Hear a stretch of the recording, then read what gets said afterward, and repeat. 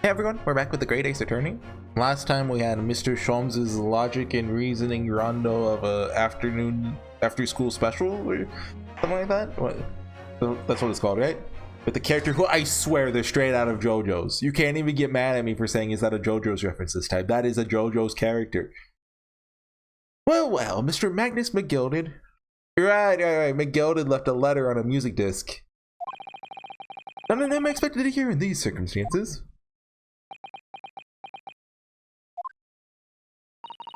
Mr. Sholmes? Afraid there's something very troubling on my mind. You know, I mean, I never even really stopped to think about it much. We never saw Mr. McGilded's body. You know, he doesn't have like, you know, he's not as cool as Kazuma, so I didn't think he'd come back. But it's very possible he will. Although, I mean, there's a good chance he's actually dead. See the double standard between him and Kazuma? Pray tell, Miss Susato. Well, according to what Mr. Windabank told us earlier, I mean, he would make a good, like, if we had to have, like, a grand antagonist, like, have a character we've already met, who else would it be, right? Like, him or, Mel Strongheart. Because, like, come on, that guy's totally evil. Today was the final day on which the code could have been redeemed, was it not? Yes, ma'am, that's correct. Today would be precisely 2 months since it was first deposited. Today is the 15th of April, so 2 months ago today. Would have been the 15th of February, sir. That's right. All carefully recorded in my ledger. Deposited at 10:30 p.m. 10:30 p.m. I see. What? But that suggests it's 15th of February. Oh, was that the day the crime happened, or? It's precisely the day on which the omnibus murder took place. Okay, that's gonna be relevant. Because when did the murder take place? I don't remember. I know it was late at night, but 10:30 in the evening? Precisely the time at which the terrible events were unfolding. Oh. Suggestive is not the word, since the matter is entirely beyond coincidence.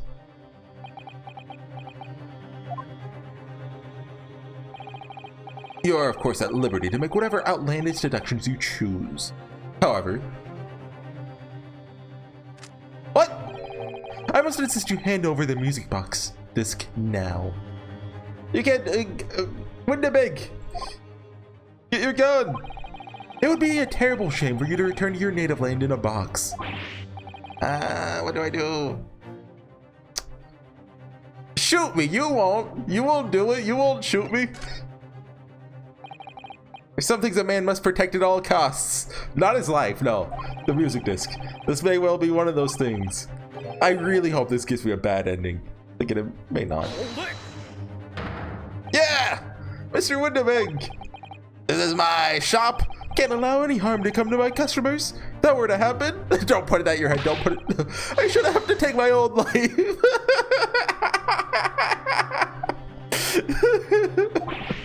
Mr. Windabank, no. All right, that's enough. Who's this? Oh, hey, the police. Inspector Gregson. Inspector? That's right, sunshine. The alarm was raised on one of our dedicated emergency lines.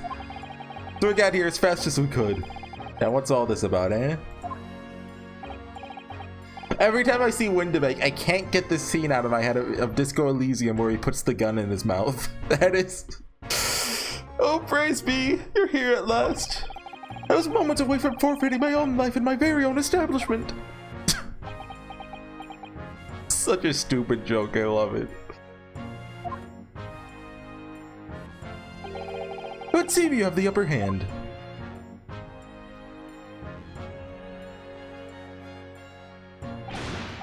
Right, you, I got some explaining to do. I don't appreciate being bothered with some petty argy-bargy. Petty? Mr. Windabank nearly met with his end. And me. And by his own gun, as far as I can tell. Oh dear. No upbraiding could meet it with its end. If I don't get to the bottom of the case I'm supposed to be working on. What? What on earth is the case, Inspector? Spare no detail, Gregson. I might have said a little too much. No matter. Nothing to do with you lot. You should tell Sholmes, he's very secretive. Anyway, sir, you gotta come with me down to the station. But of course, Inspector. Ah! He's getting away, he just twirls away. Get after him, lads! Whistle the beat officer, too! Sir! Better hope it's not only beat. He's half asleep.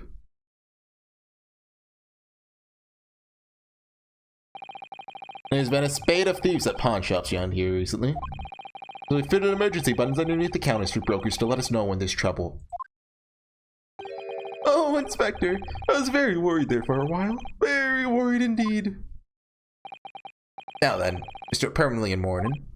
Oh, yes? Oh, because he wears all black. I'll be taking that, whatever it is, a McGilded's down to the yard. Thank you very much. So hand it over. Oh, yes, of course. No, don't give it to him. It's mine, that is mine. Sorry, miss. Anything belonging to McGilded has to be taken in as evidence now. And it will never be seen again. As evidence? If the police demand something as evidence, my dear fellow, we have no choice but to capitulate. It's all yours, Inspector. Yeah. I wonder how that bloodstain's gonna be relevant. Is this no way it isn't? And so, we handed Mr. McGilded's disc over to Inspector Gregson. We're summarily turfed out of the shop and onto the street. Don't be a do not, oh my god. I even said last time, there's probably gonna be a good stopping place in the next 10 minutes, but I didn't want to risk it. Dang it. Look, I mean, ending it there would have been, you know, a much better stopping point. Anyway, might as well make a save. Investigation part 2.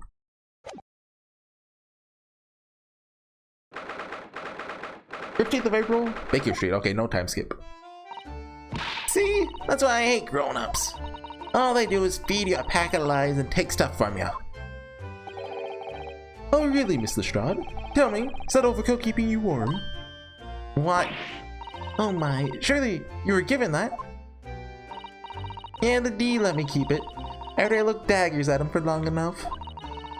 Went through my pockets and then said, go on then, have it. Or tell me to scrapper. Scarper? Scarper? Always pays off giving people a look like you hate them.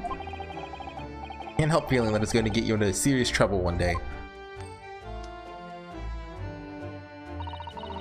What I really wanted was that nice shiny disc, mind.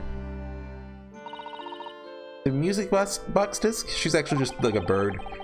Mr. Winterbank said it was practically worthless. Think I'm gonna go and have another bash. Give him a long, hard stare. I think not, Miss Lestrade. You shan't enter Mr. Winterbank's again today. Why not? That's not fair. Can't be helped, I'm afraid. The police are investigating. Add that to the it can't be helped counter. Back in the original translation of Fate Stay Night, I don't know if the new one has it or not. Has a lot of just it can't be helped. I think that's a common Japanese expression or something similar to it.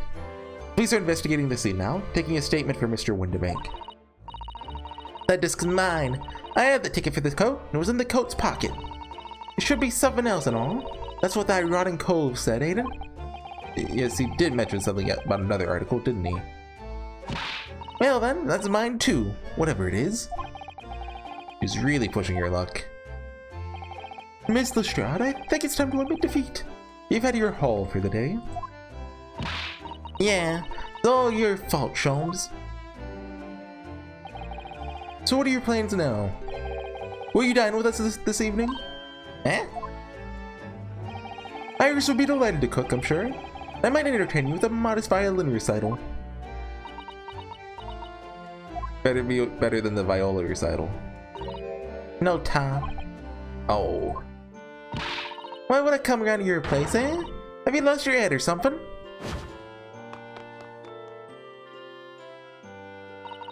Oh dear, she's gone. Having you reviled on me quite unnecessarily, I might add. I can't help wondering. Perhaps she might turn up anyway. Yeah, probably. Interesting. But she's had a chance to calm down. I think there's a good chance she'll decide to come. Very well then. I'll inform Iris to set a place for a potential guest at the dinner table this evening. And one more thing. I should be glad of your company later too. Sorry? I believe I'll have a rather splendid surprise to show you. Oh, how exciting. What is it? You shall have to wait and see, Miss Susato. Until then. Until later then. Okay, anything out here we can look at? Oh, we can look around. I didn't even see that before. Okay, this is their place. That plant's up there. It's been 2 months since we started lodging here. Do they only have the upstairs, or do they have the whole building? I know. Be sharing accommodation with the world's greatest detective. I regret myself before a court of law now. I've not one regret. Yeah, if only she had someone to defend her. That sucks, but you know, doesn't have anyone. Yeah. Oh, there is new text on there. Like, Susato said that we were asked to show our faces here or something. Oh, Susie, and you know, come in, come in. Good afternoon, Iris. Thank you so much for breakfast this morning. How is it already afternoon? We were probably gone for like 30 minutes. It was breakfast time. The walk back is literally right there. Don't mention it. And let's look at the time already. Busy as always. I am preparing everything for dinner this evening. Already? Obviously cooking something special, are you? Oh yes, after all, we have a special guest joining us. Yes, so it is. Go on. You'll never guess. It could be anyone. Look at those little eyes of hers shining. Oh dear. It is awkward when you already know the answer, isn't it? It's Ginny. Is it Ginny? Yeah, I guess. Isn't that exciting? Oh, what a surprise. That's wonderful news. Iris seems overjoyed at the idea. I can't wait to learn some pickpocketing tips from a real professional. Keep her away from the 10-year-old. Yes, that does sound like fun. Sure that's entirely appropriate? Oh, you, Mr. Naruhodo. By the way, Iris, what's Mr. Sholmes up to? He's pretending to use his machine. Apparently? Oh, he's been like that ever since he got back. Hello, Mr. Sholmes. I beg that you won't speak to me. Sorry? I don't know who you are, but can you take your leave? As you can see, I'm not here. Okay. Don't know how to respond to that. Do apologize. When it gets like this, he's completely oblivious to everything. Yes, I see. Really, he behaves just like a child sometimes, Hurley does. Mr. Sholmes and Iris have something of a parent and child relationship, don't they? But I just realized we just walked away from the pawn shop and no one was murdered. Like, we went into like the whole, there's 2 cameras, things that take pictures every 30 minutes. Come on. There has to be a murder there. So that Iris is clearly the parent here. Come to think of it. Wonder where her real parents are. What's the matter, Uno? Oh, they better not kill off. Is her first name Gina? Lestrade. That's not allowed. She's a fun character. What's the matter? You have ever such a funny look on your face. Oh, no, it's nothing. I know what it is. Why does this girl live here with Mr. Sholmes? You're wondering. Am I right? I thought we already had a 30-minute video about this. Ow! How did you? Oh, you know, can treat you like a book. Girl's dangerous.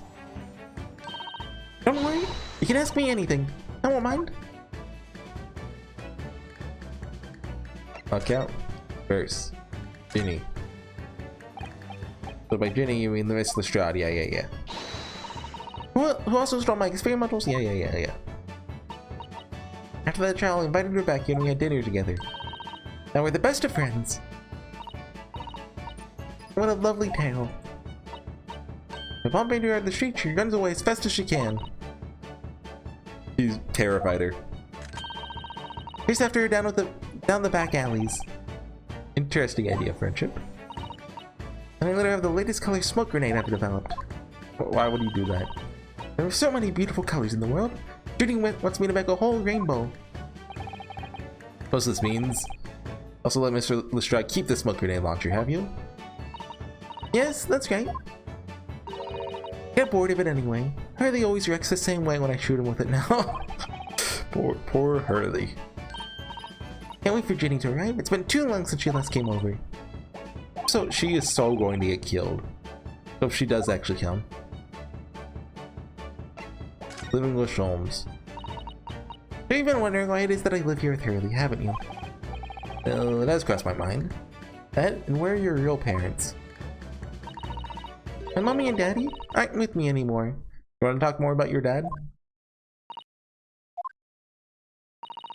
I scrolled through, well, I like skimmed through the video where she talks about her past. I couldn't find the line where she talks about her parents. I'm for sure it was there though. Mommy passed away when I was born. And at the same time, my father, well, he had to go to a faraway land because of one of the cases he and Hurley were working on. Japan? Oh, wait a minute. Did you say he and Hurley? Yes. Daddy and Hurley were always solving mysterious cases together. Okay, so there is an actual Watson. Didn't mention that before. He wrote them all up in his diaries. That's what's in the metal chest over there. Really? He recorded them all? So, you mean it's true, Mr. Sholmes? Really did have a partner with whom he tackled some of his most taxing cases? Oh yes. I mean, it's always nice to have one, isn't it? Mr. Sholmes' partner? Was your father? Exactly. Hurley told me I wasn't allowed to look in the chest. That only made me want to look even more. So I opened it up. Found your father's memoirs. Yes. I asked Hurley, who wrote these? Nearly fell off his chair. Then he told me, and when I found out the author of all those accounts was my father. Iris's father is Mr. Sholmes' partner. Iris's father. I practically lived with Hurley all my life. I was tiny when he took me in. So, it was quite a shock. When Hurley told me he wasn't really my daddy, I mean. Must have done. I mean, aren't you glad not to be related to him though? Like, have you seen that guy? Wonder why Mr. Sholmes chose to tell you. At such a young age. Hurley says it's because he wouldn't have been able to hide it from me. She does have pink hair. That's pretty distinct. Well, having lived with Hurley all these years, you might say that his ways have rubbed off on me. Some things I can just see. Okay, you know, it makes a lot more sense that Sholmes adopted the daughter of his late friend rather than, you know, just they happen to be roommates. Especially lies. I almost know when some people are lying before they open their mouth sometimes. You got a bracelet? Right. Anyway, so fascinated when I read Daddy's diaries. It would actually be really cool if they had like a Apollo's ancestor in here somewhere with the bracelet. That's what inspired me to write The Adventures of Herlock Sholmes, actually. I always assumed Mr. Sholmes simply told you all those thrilling stories. Oh no, Hurley's hopeless like that. He forgets everything. As soon as he solved a case, it all but vanishes from his mind. Oh, I see. The other day was so embarrassing. As usual, totally forgot about the case he just solved. So the very next day, gathered together all the people involved, proceeded to solve the case again. Quite a shock for everyone. You can say that again. You share your father's surname, don't you, Iris? That's right, Wilson. He's Dr. John H. Wilson. Are they gonna do the reveal now? Learned from his diary that he's a doctor in medicine, you see? I'm really curious if I hadn't been spoiled, if I would have realized it was him. I think I probably would have totally forgotten about his name by now. That's what prompted me to study and study so that I could earn a doctorate as well. Iris' father, who went to some distant land, is a doctor by the name of John H. Wilson. Oh, okay, they're straight up doing it. Okay. Court will now hear. Trial for your no skate now your hold on. Kindly state before the court the name of the victim in this case. His name was Dr. John H. Wilson. That's right. Visiting professor of medicine at Imperial Yume University, and whom in the most bizarre circumstances lost his life just before we left Japan. Susato's actually known the whole time. She's just... Miss Susato? Yes. Perhaps we shouldn't pursue this conversation any further this time. I think that would be for the best. Ah, my dear fellows. How good to see you. Mr. Sholmes. Why ever did you not make your presence known to me before? Well, no matter now. So, how the devil are you? We've been with you for most of the day. Goodness, really? Do tell me, Mr. Sholmes, is your violin unscathed? My violin? Whatever you're talking about, dear madam. Although, you know, now that we know that, I guess that takes the, he was killed in some kind of political feud between Britain and Japan. Probably out the window, right? I think it's more likely now that he was killed by Giselle Brent to... He knew something, he knew too much or something, you know, he's a Watson. Sholmes told him everything. Oh, never mind that now. Something far more interesting to show you. Behold, my dear fellows. Oh, another music box disc. Did you pickpocket this? No, not another disc, Miss Susato. This is the one Gregson demanded we hand over as evidence. Mr. McGilded's disc. No blood on it. And I think it's a different color. Oh my. Then, what's it doing here? You know, at times, Mr. Norioto, I think that though I have an undeniable turn for detection, I may well be even more adept at larceny. I thought I was going to say deception. Oh, that would be wonderfully exciting. I bet you're a pickpocketing assistant. I'd be your, you know, could be your go-to lawyer if we ever got caught. Right. Plus, Susie has such beautiful handwriting. She could write all of our menacing crime notifications. Yes, I'd be delighted. Don't. Okay, I'm just gonna pretend this conversation never happened. They'll forget about it in like an hour or 5 minutes. Music box disc. How did the disc come to be in your possession? And Inspector Gregson took it back to Scotland Yard. Quite correct. And that sort of uncompromising attitude, precisely the way I always carry some of this. Sholmes' caramel. The bar of caramel, Mr. Sholmes. Your one and only friend in times of loneliness, if I'm not mistaken. If you will humor me, my dear fellows, cast your minds back to when the good detective confiscated the disc. Did he swap it out with the one in the shop or something? You're taking that, whatever it is, of McGill into the yard. Thank you very much. Do we need a flashback? It was like 10 minutes ago. This remains something as evidence. We have no choice but to capitulate. All yours, Inspector. For the briefest of moments, I had the disc in my hand, did I not? Yes, you did, but I still don't understand. It was at precisely that moment that I summoned my one and only friend into action. Pressed the disc into a pair of bars, like this. Oh, he has... It's amazing. The disc and all the minuscule protrusions have made an image in the caramel. Right, that's the caramel. That's stupid. Caramel's quite exceptional. Developed it myself, you know. Suitably soft for making impressions, resistant to melting. It's what a precisely controlled solution. Extraordinary. Carrying a pair of these on one's person frequently proves very useful indeed. Just... It's like that question in RuneScape where you have to use clay to get the key from the lady to save the Prince of Alcurid. Sort of soft clay, it's caramel. Take a house key, for example. Simple press and its unique form is duplicated. I can enter anyone's property at will, never without high sucrose nourishment. Yes, it sounds illegal. From the image, I was able to create this. In fact, I was most curious to know what manner of music would issue from the disc when played. Music on the disc. Gotta be a message. Do tell us then, Mr. Sholmes. What music does the disc play? I do not know. Unfortunately, I have no idea. Yep, okay. No idea? None whatsoever. Are you familiar with the workings of a music box, my dear fellows? Do they... Like, how hard would it be to get a music box working for it? Like, does it just need to be like the right shape and size, or does it need to be like highly specified to that disc? Or not? Yes, you don't know, you don't know?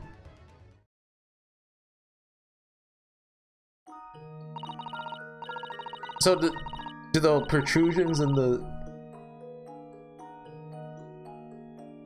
Anyway, let's see how this works. Inside a music box, there's a special metal piece called a comb. That's what produces the sound. Yeah, okay, and when it hits the protrusions, it goes pluck, pluck, pluck, pluck. Oh, you think it's gonna be Morse code? Small protuberances pluck the different teeth of the comb as they rotate past it, making different notes. First music boxes to be invented used a rotating cylinder with protuberances on it. How do the disc ones work then? Over time, a new type of player was produced, which uses discs such as these.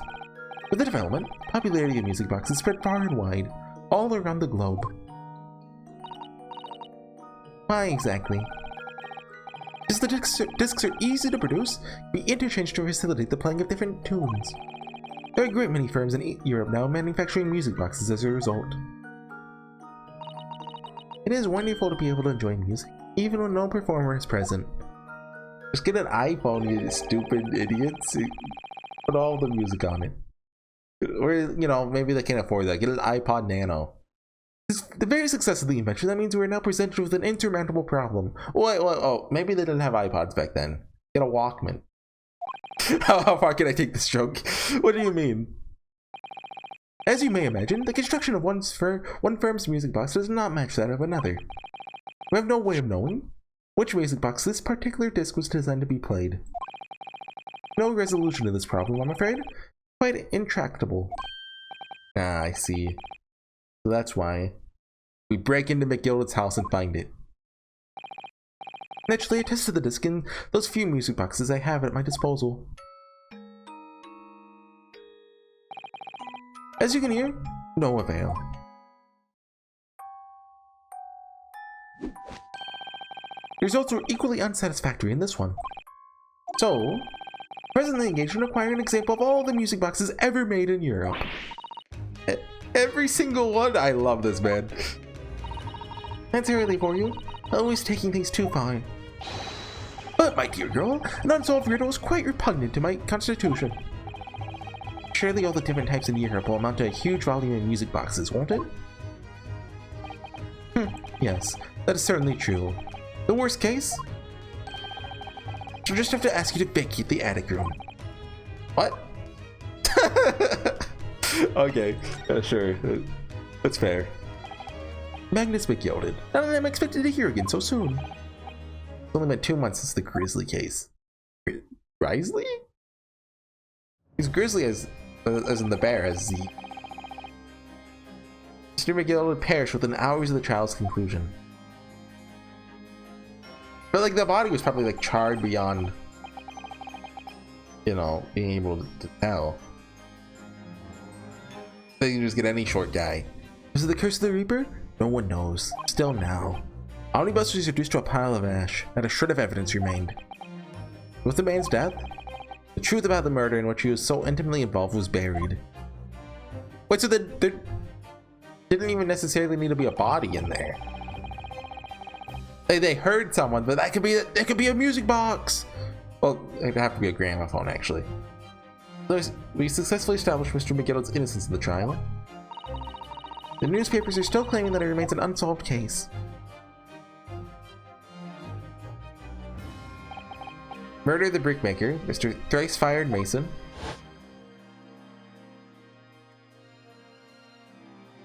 In the end, the truth of the matter remains a mystery. We still have no idea what really happened that night. It was Beppo. Beppo did it. Never trust Beppo. There was something about the case I realized that I remember thinking about it a couple weeks ago, but I don't think I ever said it, and I forgot what it was. But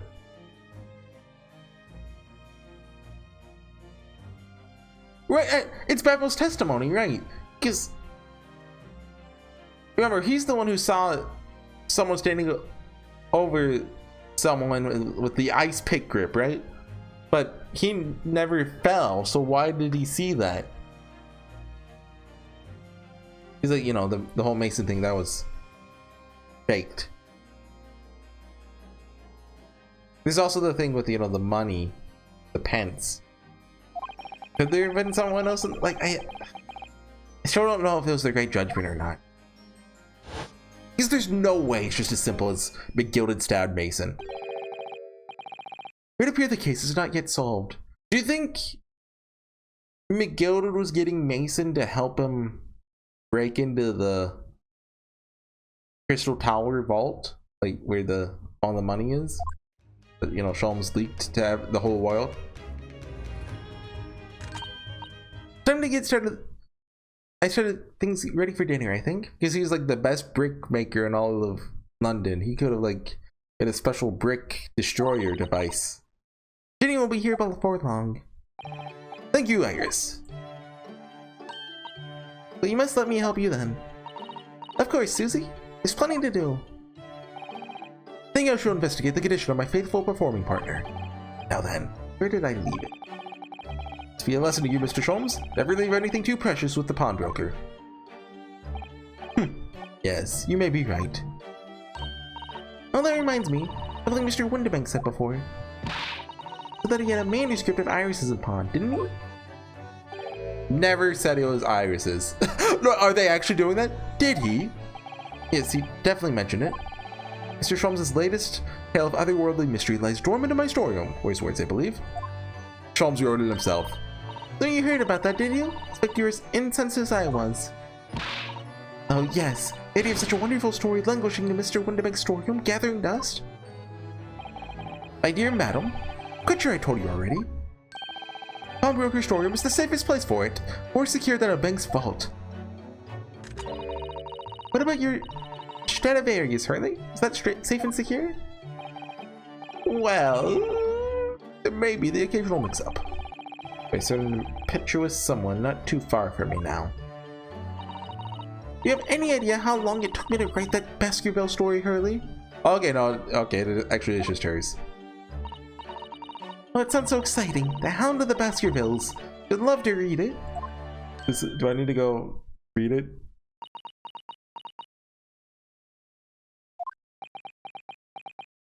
Wait, how did she know the full name of it?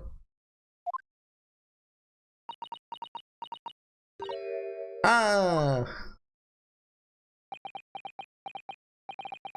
What's going on here? Why does it feel like an icy chill just swept through the room? Susie, what did you just say? You said the Hound of the Baskervilles. So I assume this has to do with their father. But how could you know the full title? Oh, that's... Wait, she could have heard about it from Wilson directly if... Because Mr. Sato is such a great fan of all the stories about Mr. Sholmes, of course. But you know, The Hound of the Baskervilles has never been published. What? When I showed Hurley the manuscript, he told me that I wasn't allowed to publish it yet. I don't understand. That's why he said he'd keep it safe. It was the right time for the story to be made public, you see? So that's why the manuscript is at Windibank's. And how could Susie know its title? Well, Hurley, what's going on?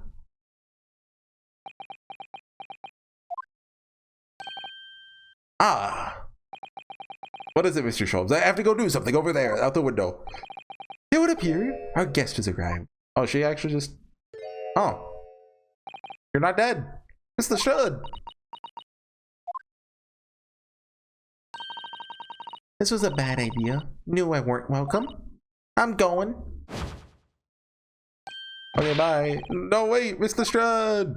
You're gonna get killed out there. But eagerly awaiting your arrival. Haven't we, Iris?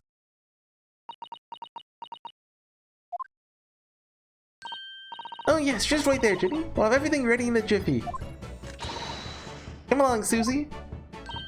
Right, of course. A pleasure to see you here, Miss LaShawn. Please make yourself at home. Don't stand in the doorway, my dear girl. Come along in. What say you to some Mendelssohn? Won't take no for an answer. Mendelssohn it is then. What is Mendelssohn, like a type of tea? Oh, cat! Meow, yeah.